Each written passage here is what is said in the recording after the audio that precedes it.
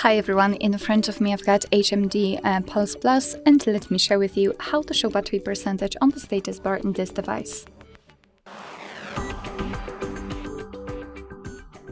So let's start with opening the settings, and in this general list we have to scroll and find the battery options. So let's tap.